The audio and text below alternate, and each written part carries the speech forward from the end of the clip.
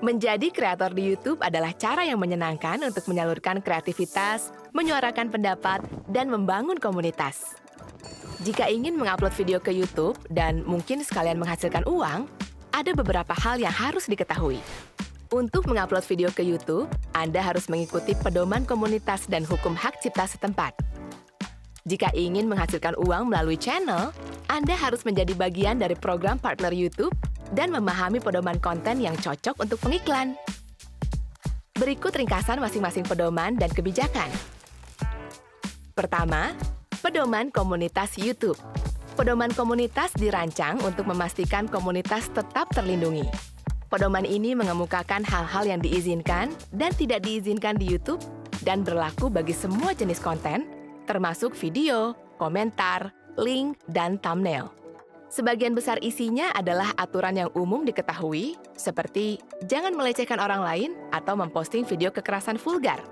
Namun, pedoman tersebut juga mencakup beberapa aturan khusus YouTube, seperti tidak memposting komentar berulang dalam jumlah banyak, dan lainnya. Jika melanggar pedoman ini, Anda akan terlebih dahulu mendapatkan peringatan.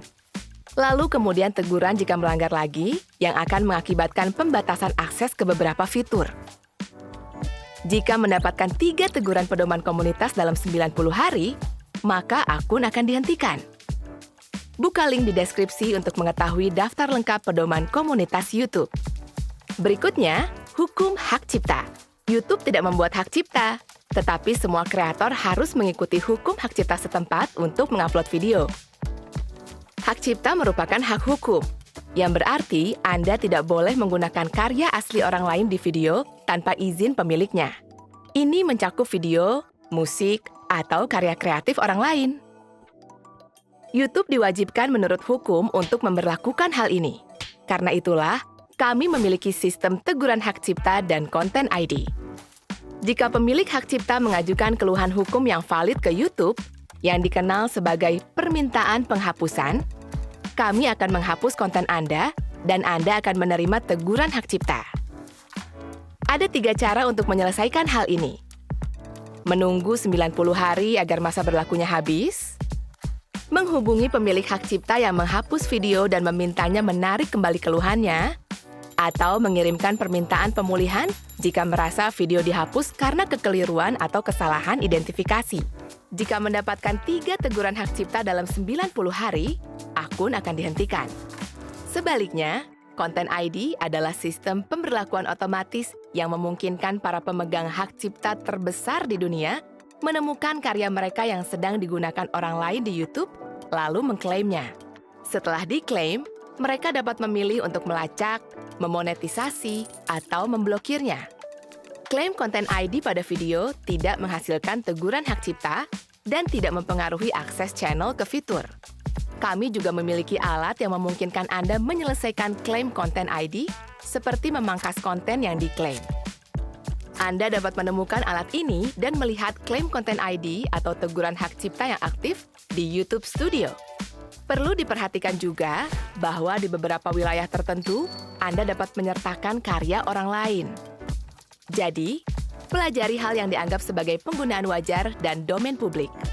Untuk memahami hak cipta serta mempelajari cara melindungi konten berhak cipta milik Anda sendiri dan cara menghindari pelanggaran hukum hak cipta, baca referensi di deskripsi. Pedoman komunitas YouTube dan hukum hak cipta adalah 2 hal yang harus diketahui untuk mengupload konten ke YouTube. Perhatikan bahwa teguran pedoman komunitas dan teguran hak cipta adalah 2 hal yang berbeda dan tidak memengaruhi satu sama lain. Terakhir, mari pelajari program partner YouTube dan pedoman konten yang cocok untuk pengiklan, 2 hal yang harus diketahui untuk menghasilkan uang dari konten. Program partner YouTube memberi kreator akses ke lebih banyak referensi dan ke fitur monetisasi. Untuk mengajukan permohonan bergabung ke program partner YouTube, Anda harus bereputasi baik di YouTube, memiliki minimal 1.000 subscriber, dan memiliki 4.000 jam waktu tonton publik yang valid dalam 12 bulan terakhir. Anda dapat memeriksa sejauh mana Anda memenuhi sasaran ini dan mengajukan permohonan bergabung ke program partner YouTube di tab monetisasi YouTube Studio.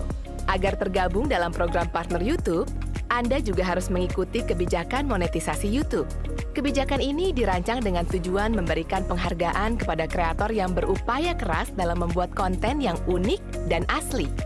Artinya, kami tidak mengizinkan channel bergabung ke program ini jika channel tersebut menghasilkan konten berulang secara otomatis atau hanya menggunakan ulang konten yang sudah diposting kreator lain, meskipun sudah memiliki izin. Anda dapat meninjau daftar lengkap kebijakan monetisasi melalui link di deskripsi. Setelah tergabung dalam program partner YouTube, Anda dapat menghasilkan uang dari fitur seperti langganan setelah memenuhi kriteria kelayakan. Anda juga dapat menayangkan iklan di video. Jika ingin menghasilkan uang dari iklan di YouTube, konten harus mengikuti pedoman konten yang cocok untuk pengiklan YouTube. Konten yang cocok untuk pengiklan sesuai bagi sebagian besar penonton.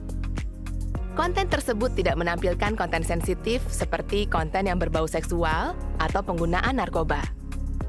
Beberapa merek bersedia menampilkan iklannya pada konten dewasa.